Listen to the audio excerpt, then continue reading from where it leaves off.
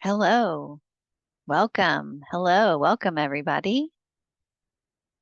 Before we start our webinar today, please type into the chat where you are calling from. Where are you calling from today? Camp Lejeune, Germany. Springfield. Key West. Charleston. Lakenheath. Shaw. Silver Springs. Georgia. Virginia Beach. Fort Knox, Tampa. Florida. Amazing. Look at us. MFLC here from all over the world. How exciting. We're just going to give everybody this next minute to join in. Please type in for us where you're calling in from today. Fayetteville, Fort Campbell, Virginia, Hubert, Beaufort, Pensacola, Virginia Beach. All right, welcome. I think we've got probably every region I've seen so far. Puerto Rico, amazing. Lots of Camp Lejeunes, wonderful. All right, everybody, amazing.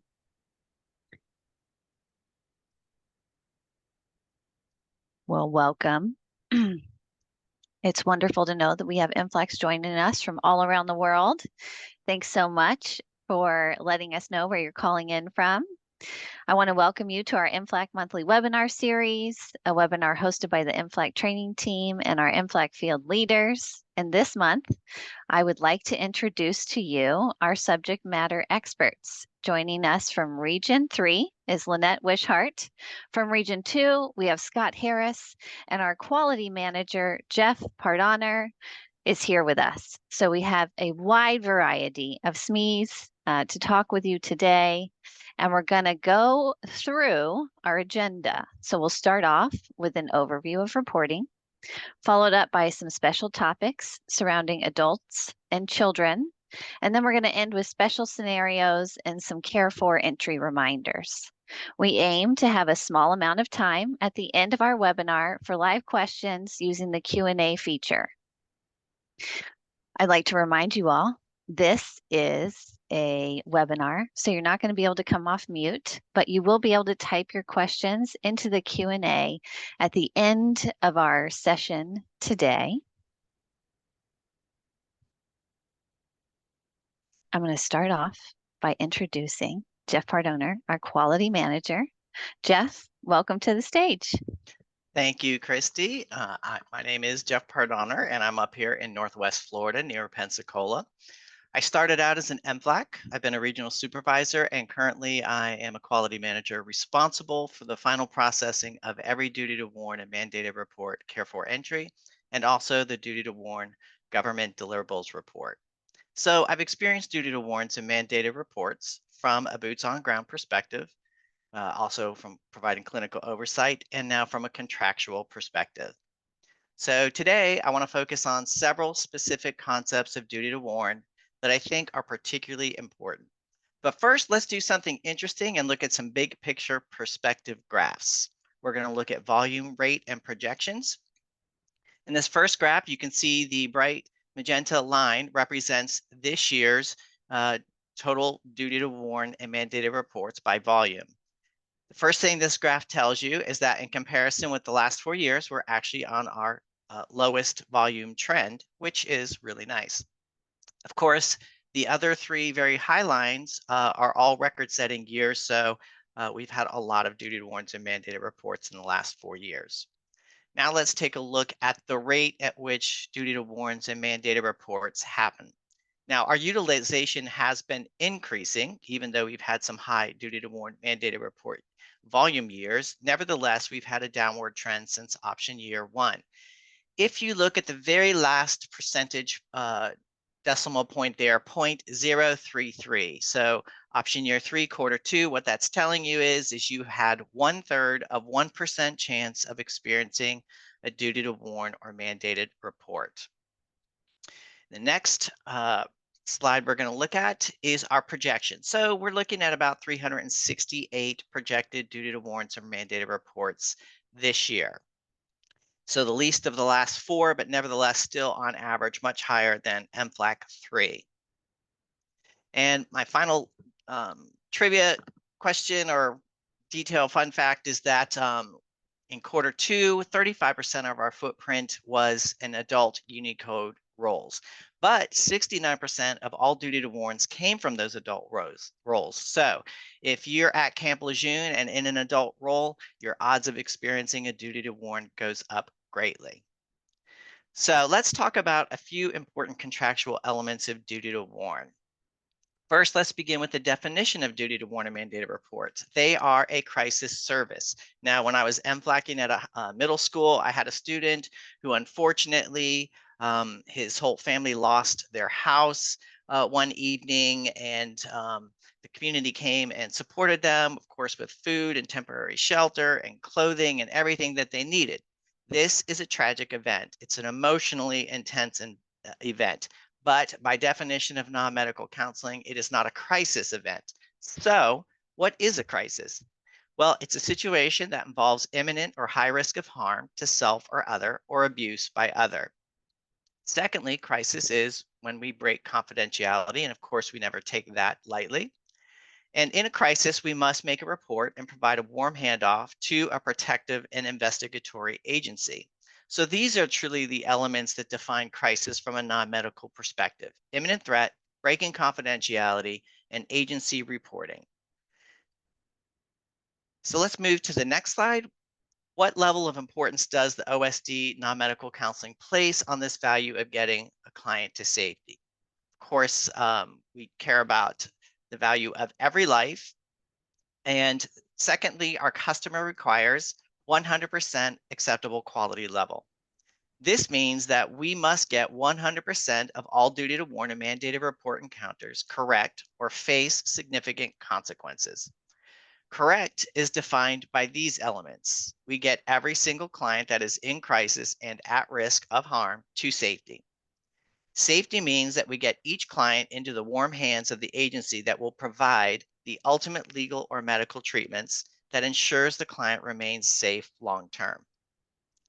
Now, not part of the acceptable quality level measures, but very important contractually, and failing to complete one of these aspects of duty to warn could put the MFLC program at risk, and it includes these elements. First, each client must be informed as to our limits of confidentiality, because we are not 100% confidential as regards our crisis services. We are not restricted reporters. We make appropriate notifications to our site and military POCs. Of course, we provide a referral in every single crisis. We make same-day entry into our Care4 system, even if it's late at night. Been there, done that. And now I've saved one very important contractual element for last. Each time you hear the word Ghostbusters in this song, I want you to shout out regional supervisors. Panelists will do this on behalf of our MFLACs on this call as well. Wherever you are, I want you to say it. Who are you going to call? Regional supervisor. One more time. Not good enough. Let's make it loud and proud.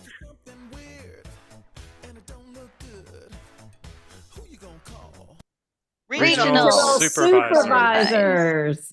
So we're not winning any awards for our coordination on that intervention, but I guarantee you, you will not forget that song or that intervention for a long time. But I create this intervention to represent the fact that each duty to warn and mandated report requires supervision first and foremost. At the heart of every duty to warn is 100% commitment to get the client to safety. Despite each of you being a highly capable, very practiced, very experienced, licensed professional, receiving clinical oversight by your supervisor is a contractual risk mitigation requirement. We promise our government client that each MFLAC will seek and receive clinical supervision for each crisis situation. There's a very high likelihood that you will know exactly what to do, that you will formulate your plan of action correctly, and will identify your POC notifications precisely. However, you must notify your supervisor as soon as you believe you have a reason to break confidentiality. Your supervisor will be delighted if all they have to say to you is, carry on, great job, let me know when you've accomplished your steps. But remember, even for the best MFLACs with all appropriate training, these crisis moments happen only occasionally. They can be emotionally charged and even feel traumatic. Therefore, seek clinical support first and foremost, and remember this self-preserving reason to be motivated to contact your regional supervisor immediately: risk reduction. If an accidental mistake is made, you are most protected from inadvertent consequences by calling your supervisor first. And I want you to know, very good MFLACs do make mistakes from time to time. We've had some close calls, but we were able to make adjustments within the time-sensitive window because of great collaboration with their supervisor. There is only one exception to this rule, and that is if you personally are an imminent threat of harm. Seek personal safety first always. Now, I've been with the program since the beginning, and I have never heard of this situation ever occurring, but there are several times that a client gets scared or upset all of a sudden and wants to walk out. Let them go if you have any concerns for your safety. Then call your supervisor, and we will reach out to the military police or local law enforcement. Now I'm going to pass it back to Christy. Thanks so much, Jeff. What a great overview. Now I just want to go ahead and walk us through the duty to warn and mandated reporting protocols. First, you can see here in the green arrow, the MFLACs have an encounter. Now this is where you might encounter a situation that needs a report, and you would call your regional supervisor, our second arrow there, where you and the supervisor would discern and assess the information. And then in our third arrow here, regional supervisor and MFLAC make their plan of action, POA, we will see it referred to here, where you do your client warm handoff and you follow your licensure protections and following the legal protocols of your location. And then the regional supervisor and MFLAC are going to follow that. The MFLAC is going to follow that plan of action, come back, communicate with the regional supervisor the status, and document and care for to capture that accurate information. Now, we all know about the contractual information. Let's welcome our first regional supervisor to speak on our adult-focused scenarios. Welcome, Regional Supervisor Scott Harris. Thank you. Next slide, please. So I was given the opportunity today to speak to you for a few reasons. Before I became an MFLAC and then a regional supervisor, I was a civilian employee with the U.S. Army, and I worked as a government POC for the MFLAC program. I was also a family advocacy program manager and responsible for the victim advocate program. In addition, I was trained as a sexual assault response coordinator, and now in my role as a regional supervisor, I support Camp Lejeune, which has a significant number of duty to warns and mandated reports. Rachel Lane Beruzfard and I managed approximately 86 duty to warns in the Camp Lejeune footprint last year. I'm only providing this information to give you some background on my experience, and for our purposes, I'm going to focus primarily on adult and embedded MFLAC situations, as Lynette will follow after me and dedicate time specifically to CYB MFLAC positions. With my experience, I wanted to offer some tips that will hopefully prove useful to you. Now, as you can see from this slide, there can be a lot to remember. I will highlight only 3 of these, but it is worthwhile to make note of them all. I once received a call from an MFLAC, and they informed me that they had a client in their office, and that client had reported thoughts of self-harm. I gathered the information, and after a moment, I asked if the client was within eyesight. I was told no, that the client was in the office, but that the MFLAC wanted to step outside so that the client wouldn't hear the conversation. Calmly, I asked the MFLAC to return to the office and keep eyes on the individual. Now, it's really easy right now to sit here and know that leaving the client alone was not a best practice. We all know that.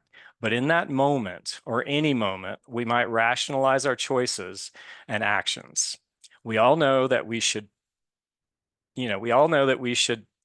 not get caught up in the moment, but we should make a decision that, not make a decision that we later try to justify and make sure, like, oh, it was okay because of this.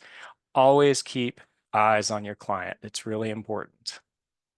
I had another situation where after talking to me, an MFLAC made calls to notify command, coordinate an escort, and they may have talked to up to 4 individuals to facilitate a warm handoff. In that moment, though, they failed to capture the ranks, the first and last names, and once the client was escorted away, they were responsible for putting that puzzle piece back together and finding out all that information. Now, imagine you've got these 4 phone numbers on your phone and you have to call them back to figure out who you talked to. You call one of them and the person who answers happens to be the battalion commander. It's not a great look. As you go, make sure you document and calculate all the information that you're supposed to capture. Now, this also includes outside entity information. Now, what I mean by that is maybe the person at Family Advocacy or Social Services, or it could even be the charge nurse at the ED.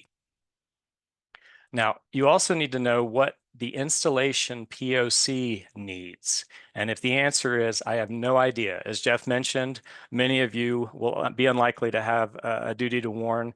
Maybe you'll have one a year, but always ask your regional supervisor to help you find out. Your supervisor is the key. Know in advance what is needed so that you can gather this information along the way. And finally, always enter a duty to warn and mandated report on the same day as the incident. We keep repeating that because it's so important. You will submit a report in Care 4, but just know your supervisor will also submit a report on the same day. And these are compared. Always try to enter your Care 4 entry immediately after your client has been escorted, and don't move on and don't forget, because a lot of times if you wait until the end of the day, you might have forgotten key information. The Care 4 entry is done so that quality control has pertinent information. The supervisor report is also done so quality control has pertinent information. And the goal is to make sure that OSD has the best information. So please communicate with your regional supervisor and make sure that you know what you need to do in advance of a duty to warn and keep notes. Next slide, please. So imagine this scenario. We've all been there. It's Friday afternoon. It's 1600 and your client just shared that they had thoughts of self-harm. You call your regional supervisor as you're supposed to do, but maybe they don't answer right away because they're supporting another duty to warn. Do you have a backup regional supervisor number saved in your phone? If not, ask your supervisor as soon as we finish with this webinar who you should call if they can't be reached. Now fast forward. You talk to a supervisor, could be your primary or your backup, and then you need to find a member of command after 1600 on a Friday. Have you planned ahead and spoken with your command group? At 1600 on Friday is not the time to try to square that away. You should ask your command, who can I call if I have a duty to warn, and what numbers can I use? Tip, cell phone numbers are extremely useful. If you can obtain one, that's ideal. Now, even though you had that plan, what happens if you still can't reach somebody? You call the numbers that command gave you and nobody's answering. Do you know the duty desk number? And again, we're talking embedded and rotational positions. The duty desk number, they will always have the officer in charge duty information or the senior NCO duty information. Always pay attention and make sure that you have a roster and enter that number on your phone as well.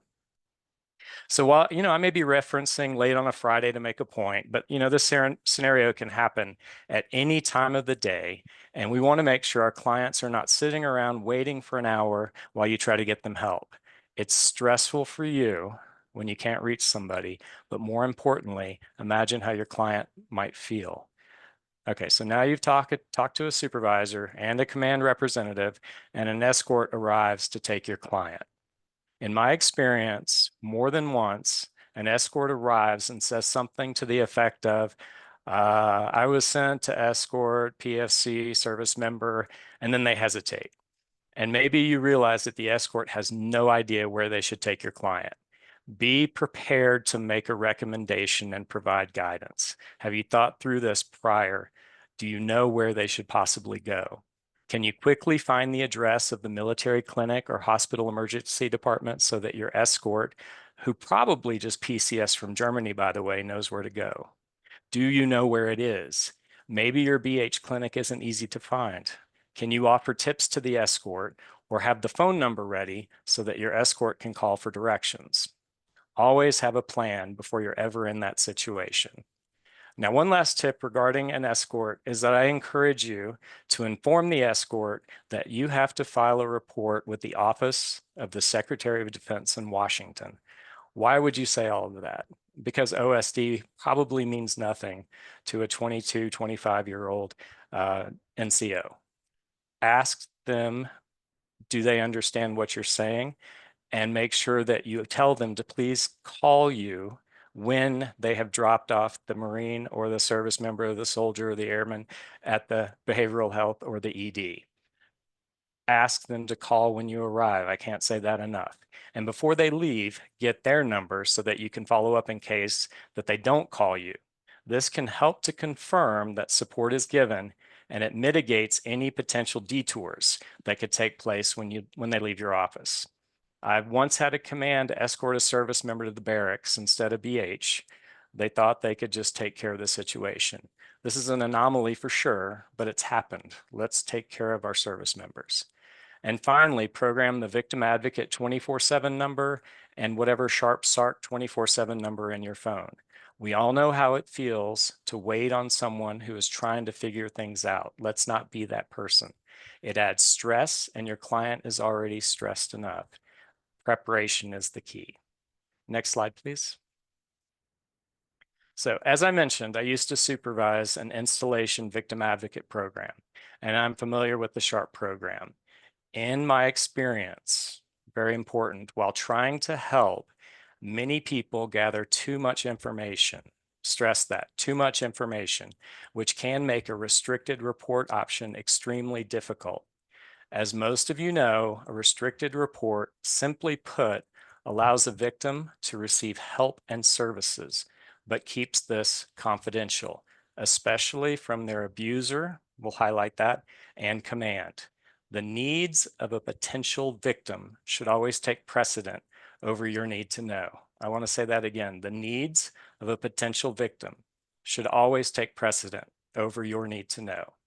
Now, MFLACs are not the people, as Jeff said, who can decide or promise whether a report can be restricted or not. We're not restricted reporters, but we can be the person who helps create a warm handoff to someone who can help. When I was in Germany, an MFLAC did a textbook handoff to me, and I was able to take a restricted report for domestic violence. At the time, I knew, absolutely knew, that the individual might never have walked into my office at Family Advocacy or may never have called that 24/7 number. The MFLAC was able to get them to trust them, and the MFLAC was able to be a conduit for resources and make sure that they could connect the individual where they needed to go. We as MFLACs talk to people that might never cross paths with a victim advocate or a sexual assault response coordinator, but we can get them there. Respect a potential victim and consider using the talking points on this slide as an example of something you could potentially utilize. I'll leave that slide up just for a second. It sounds long, but just your version of that is really helpful. Now, please, next slide. So in summary, if you have a duty to warn situation, stay calm.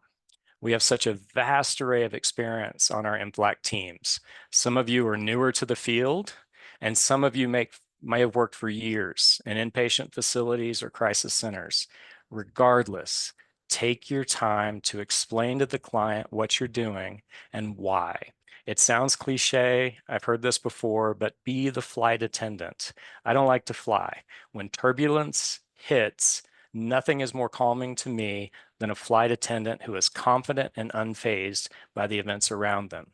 For many, sharing that they have thoughts of self-harm is something they may never have shared before, and your reaction is important. We know this as therapists, but never take that for granted. Don't rush, remain calm, and explain. If the situation takes a couple of hours to resolve, take the time. That's your role, that's your job. Each one of these situations will be different, and it is important that we remain present and supportive.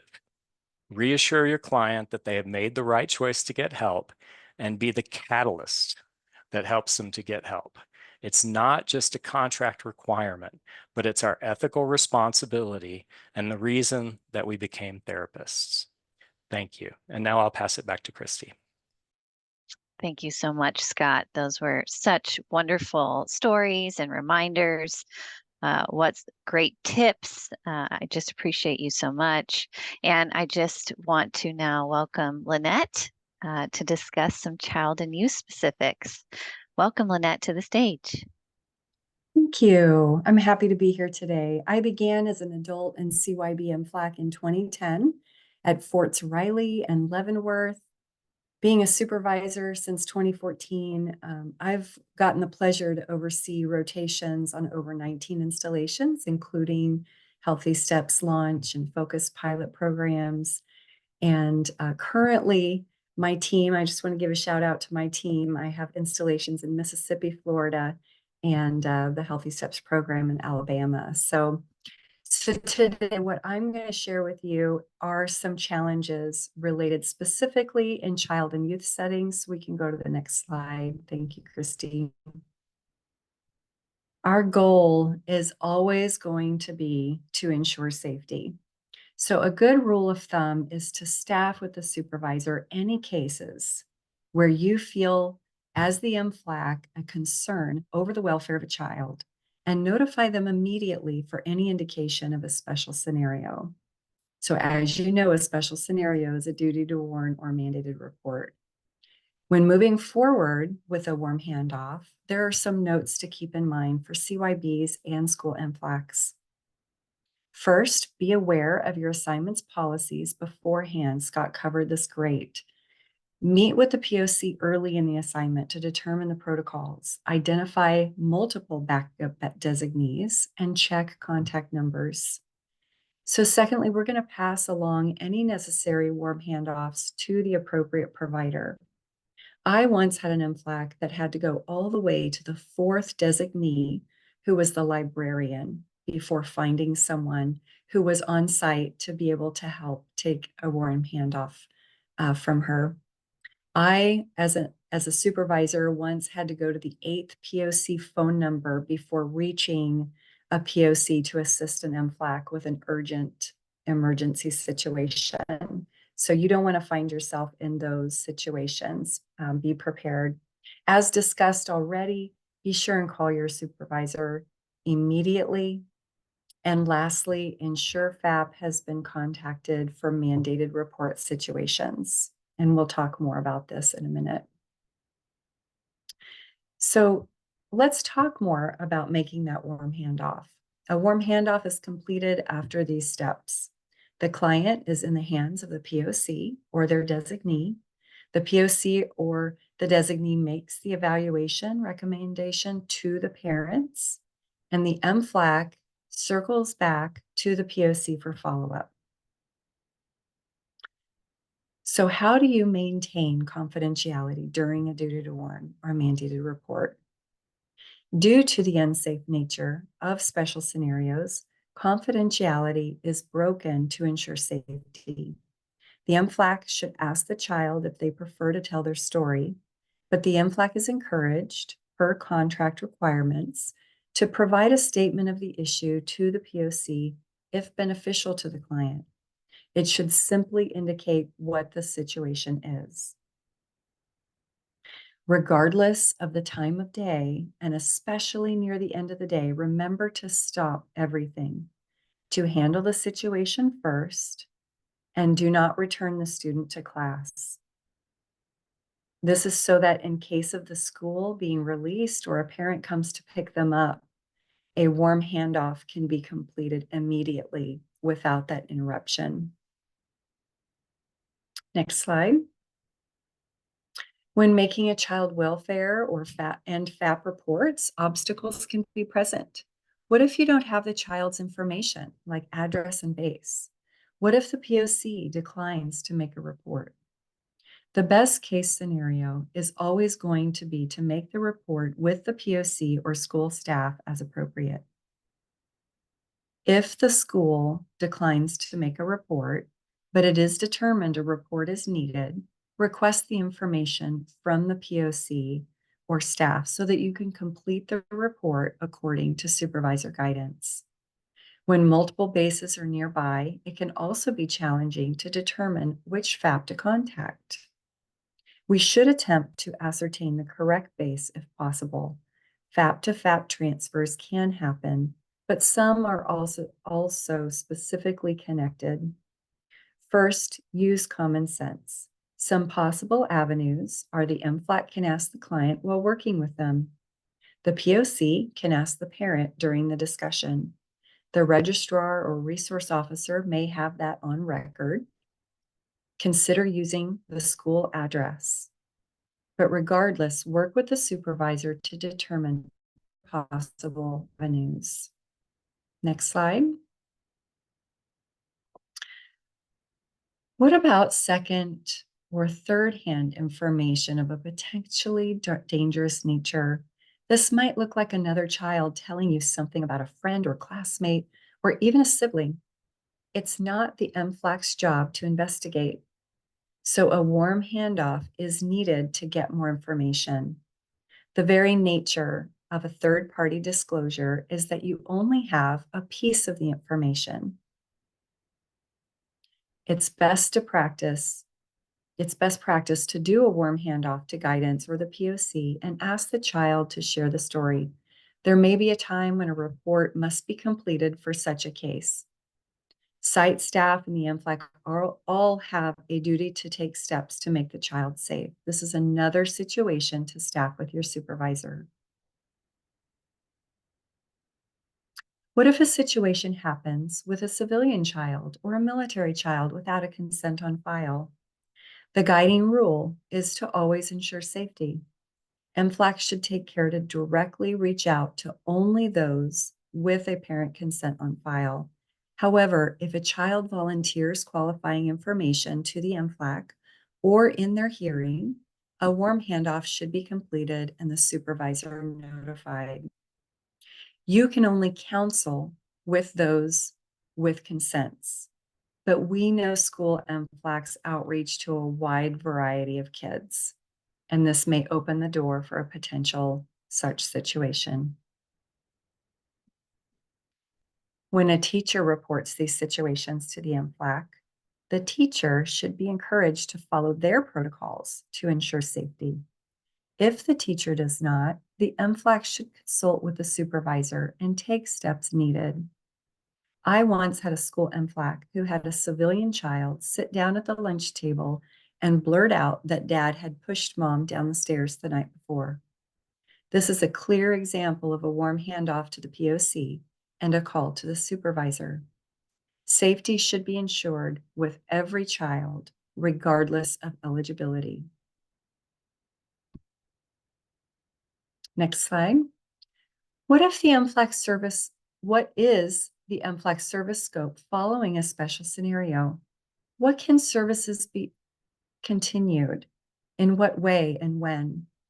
The student or child is out of scope following the report until the issue is resolved and they're no longer working with the authority overseeing or caring for them. Any MFLC interaction following should not include processing or discussion about the topic of that report. In certain situations, it may be acceptable to interact with the child. Work with the supervisor to determine the appropriate level of entry. In non-crisis situations, the MFLC can act as a bridge to services, but not for special scenarios. When the participant is released from care, no counseling is permitted around that issue, whether individual or group discussions. Lunch bunches and casual gatherings may be permissible, but staff these cases with the supervisor before moving forward. To summarize, always remember, to ensure safety, a good rule of thumb is to staff with the supervisor any cases where the MFLC feels a concern over the welfare or safety of a child and notify them right away when there's any possibility of a special scenario. I'll pass it back to Christy now. Thanks so much, Lynette. Those were some great tips that I wish I knew before I was a school MFLAC, and great CYB scenarios. Thank you so much for bringing those to our attention today. Now we're going to dive into some special scenarios and go back to Jeff for our first topic of problematic sexual behaviors in child and youth. Shout out Andrea Mallory, Lauren Culpepper, Leslie Gorman, and Lynn McKim. I just saw you in the participant list. Miss you. So let's talk about problematic sexual behavior, child and youth, and duty to warn. First of all, PSBCY refers only to the self-reported behavior by our client, not a report of someone else's behavior toward our client. We only enter level 3, problematic sexual behavior, into care 4. Levels 1 and 2 are not entered. Often, even at level 3, clients remain in scope for continued MFLAC services and regularly do not end in a mandated report. To determine what level the child's behavior is in categorically, there are 2 key documents you will want to keep handy and refer to. You receive them during your training. They are called the counselor role and the child sexual behavior guide. I believe Christy is going to show us how to get another copy if needed. But know that even for CYB specialists, the subject areas may be difficult. We regularly see public genital touching or public masturbation, which is common for younger child development.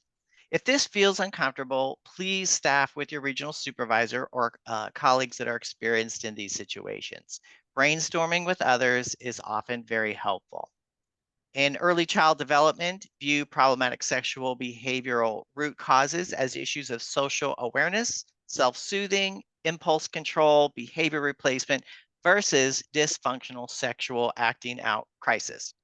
It may represent abusive behavior happening at the home, but don't be too quick to jump to the conclusion when the child's affect and thoughts seem innocent and there are no other reports of other abusive interactions alongside. So I'm going to pass it back to Christy now. Thanks, Jeff. All right. So we can see from this slide that a lot of these child sexual behaviors are still in scope for MFLACs, but you might be curious about what might be those higher level issues. So this is the sexual development chart, which is a great handout from the National Child Traumatic Stress Network, where the problematic sexual behaviors in child and youth course is for my CYB and school MFLACs. This is where you took that course. So this details out what are normative versus concerning behaviors. If you're interested in grabbing that chart, definitely head back to your training. For all MFLACs on the MagellanMFLAC.org website, there is those handouts that Jeff just told us about. You can use the link at the bottom of the screen, and the orange box here on the bottom right shows those 3 handouts and their names, right? So happy for you to go onto the website, grab those, go back into your NCTSN course if you want some more information. There are many resources to help all of our MFLACs to support normative child sexual behaviors, which are in scope for the MFLAC program. The QR code here on the screen will take you to the Sexual Development in Children Toolkit, which is available on Military OneSource. So you can take your phone right now, turn on your camera, hover over this QR code on the screen with your camera, and it will take you directly to that link on Military OneSource. Now, the green normative sexual behaviors chart is from the NCTSN course, and it can be accessed from your PSBCY course, Course 1 resources. For my CYB MFLACs who have taken this course in NCTSN, you can go back to the Academy website that's listed here. Academy website URL is nctsnacademy.org and log in if you've previously taken the course. If you don't remember your login, it was such a long time ago, you can contact the help desk, help@nctsnacademy.org, and they'll help you find your login. All right, so those are our resources. Military OneSource for everyone. There's tons of great resources there, and then our specific NCTSN Academy site for those that are in CYB rotations and have taken that course. Now I'm going to head back to Jeff for some more information about a next special scenario, which is our counseling on access to lethal means protocols. Jeff? Thank you, Christy. So let's talk about counseling to access for lethal means and duty to warn. So in a nutshell, CALM is an additional crisis intervention tool added to MFLC several years ago. The protocol is when someone reports suicidal ideation, the counselor asks if the client has access to lethal means. If they say yes, we make an effort to obtain a trusted person of the client who can remove access to the lethal means until the client has fulfilled suicide assessment and treatment.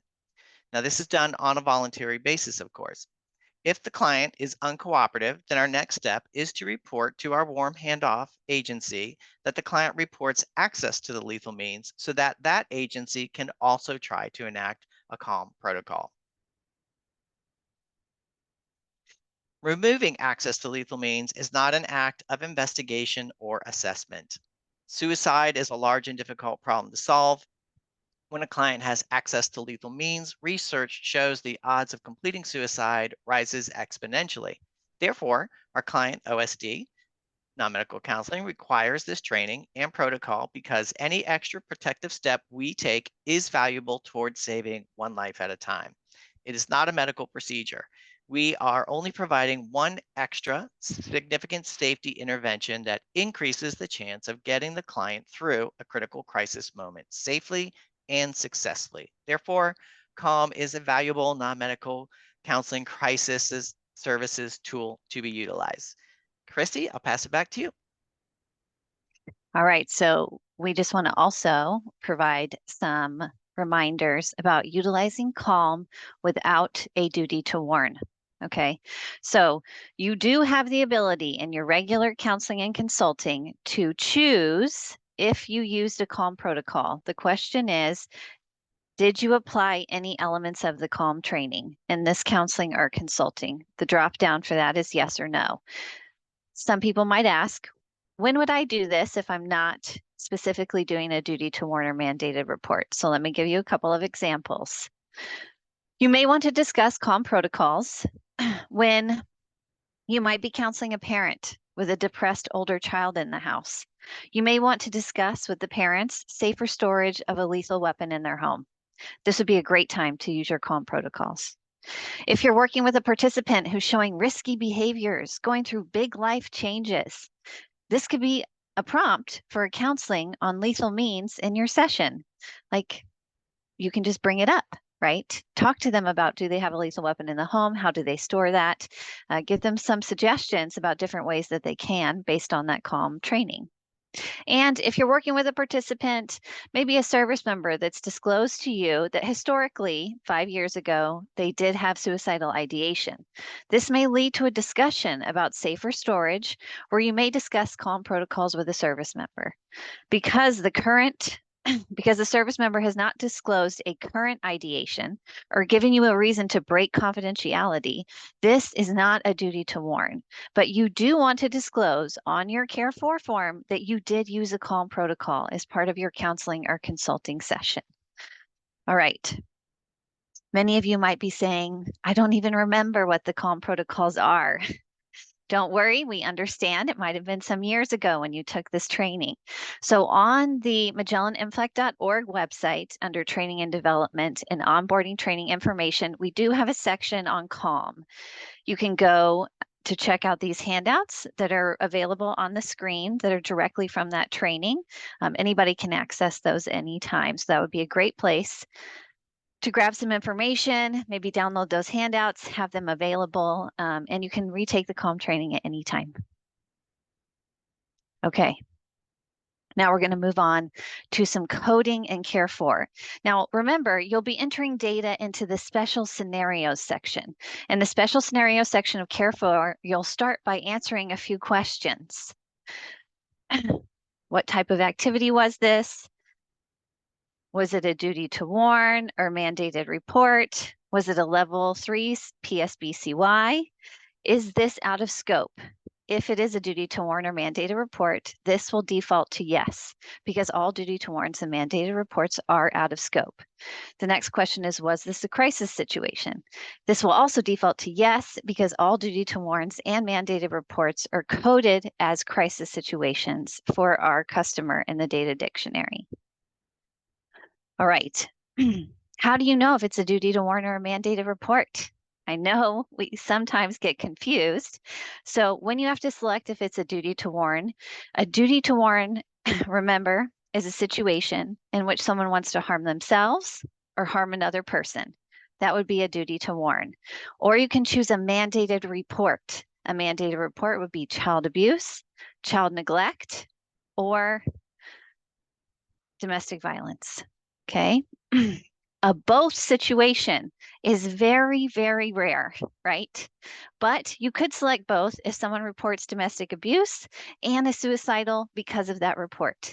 That would be a both report, right? So this will be an important piece for you to remember.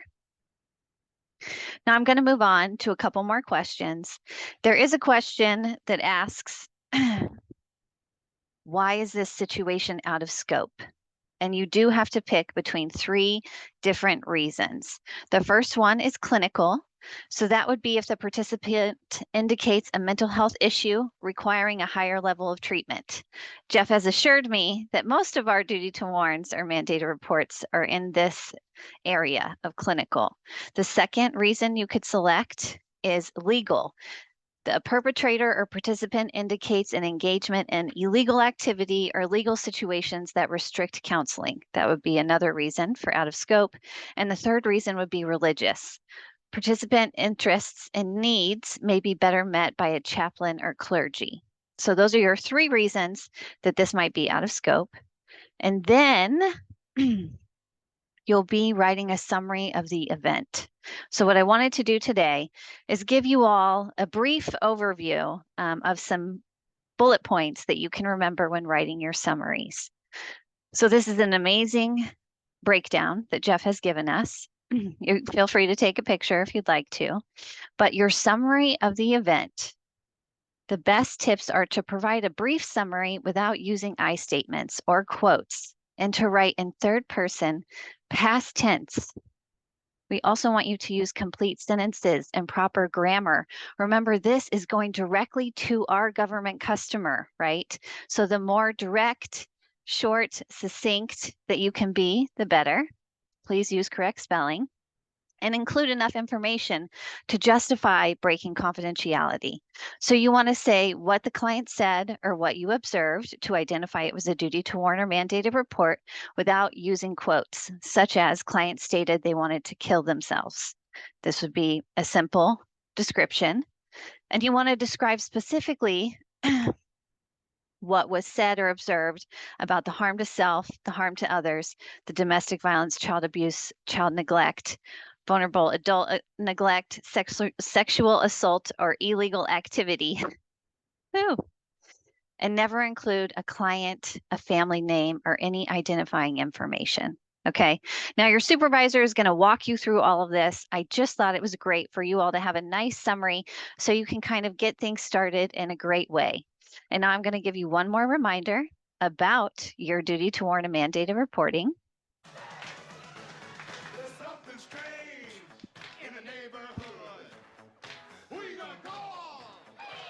Regional supervisors. So, of course, Jeff wants us to remember that, and we will after this webinar today. What I'm going to do right now is go ahead and open up the Q&A for any questions that you all might have. And while I'm opening that up, I'm going to give us a reminder of your cost point time today will be coded under your regular counselor labor or time W. And then in Care 4, you will use this time as admin and supplemental, other, researching new and existing resources. So please feel free to take a picture of this so you can remember how to code your time today.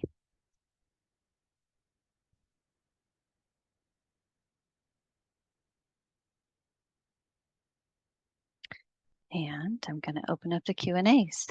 All right.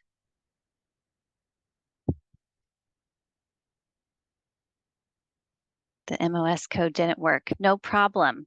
I will see if Tammy or Kathy can put the code into the chat for us so that we can give you that military one source section. I have a wonderful question for Scott. Are we to contact PMO or military police as escorts for our duty to warns? I would say the first call should always, obviously after your supervisor, is to contact command and somebody at a more senior level in command, like a sergeant major, battalion commander, XO. If there was a situation where an MP might need to be contacted, I think that situation would need to be discussed with your supervisor first. Awesome. Thank you so much. Jeff, do you want to tag on anything there? Nope, I'm good. Okay. Thanks. I have a question for you. Sometimes there doesn't seem to be enough room to write up my summary. Is that because I'm putting in too much information? Yes, unfortunately, there are only 258 characters that is in that field. And truthfully, if it won't fit, then it means you've probably included too much information anyway. So most summary statements can really be one sentence and probably half of that space. Thanks, Jeff. Succinct, succinct, succinct. Simple, right? Get the point across as shortly as you can. There's some questions here, Jeff, about what if I don't have a phone signal in my office? How should I go about my protocols? So we're referring to the ability to enter Care 4 without a signal. Is that Make a call to the supervisor or to the police, or how should I they do see. that if they don't have phone signal? I see. First, it would be good to know where you do have phone signals. I was in that situation often as an MFLAC. I knew that only in my office by one small phone, one small window could I get reception. So if you have 0 places in your office and you are prepared, then the best thing to do is to see if you can get someone to watch your client while you step out to make the call. Thank you so much, Jeff. Yeah, we talk a lot about this we know that all MFLEX have different levels of abilities, a CONUS and CONUS, sometimes to access. So one of the things you can really do is figure out what kind of phone you can use, like Jeff said. Where's that located at? Do I need a special code to use it? Those are all great questions to have before you have an emergency, just like everybody talked about today. I'm going to put the codes back up for you all to see how to code this time. Just give me 1 second. Lynette, I have a question for you. If a child discloses suicidal ideation during a family sessions, are the parents the warm handoff, or what would that process look like? Yes, the parents are going to be the warm handoff for the child. So that's going to turn into a warm, a referral to probably to get an evaluation. And then you'll want to call your supervisor still within the session and take care of that. I don't know if Jeff, you have anything you would like to add to that? Good. After 5 p.m., FAP is closed. So when I'm going to call Child Adult Protective Services, how should we contact FAP after 5? Any of my SMEs want to answer? From somebody that used to work at Family Advocacy, if you dig deep, there's usually a 24/7 number.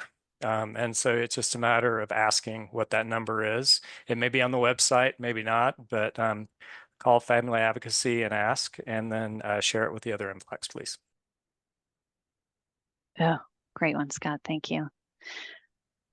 Okay.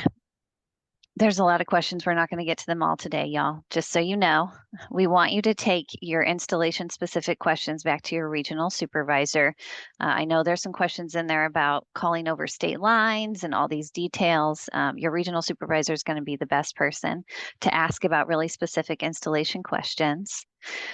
Here's a question about a CYB off-base school. What if child welfare or LEO want more information or a follow-up call comes in for the MFLAC about this? Are we to provide info or give a statement, or do we just defer back to the POC?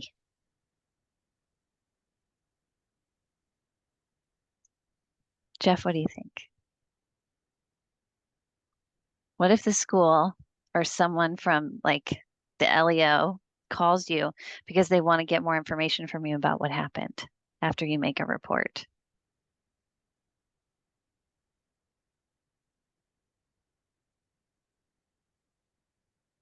That is a depends situation, I would say. And, I'm seeing a couple questions where there is not yes, no answers to this, but the most important principle is that you staff with your supervisor and that you work with your supervisor until if the answer resonates and makes sense, because there are many different lenses to look through. And if not handled properly, number one, we want to keep people safe. And number two, it could turn into an adverse incident. And there are things or other considerations that need to be, worked through. That's great. I agree. There's a lot of specific questions and a lot of calm protocol questions, which we knew were going to come up, y'all, because we haven't talked that much about calm recently. You probably haven't heard about it since you're onboarding. So please take some of those questions back to your regional supervisor to talk about the calm protocols and how you would enact those. And maybe you can answer this one, Jeff. On the question regarding suicidal thoughts in the past on Care 4, is this all time suicidal thoughts or just recent, or is there something specific we should be looking for? Ooh, I wish Lee Wilkie was available and on this call. I think that there are times when people share their stories and we simply hear the information that there was a historical element to this. And if that should be the case, we should go ahead and record that in our Care 4 entry. Thanks, Jeff. Absolutely.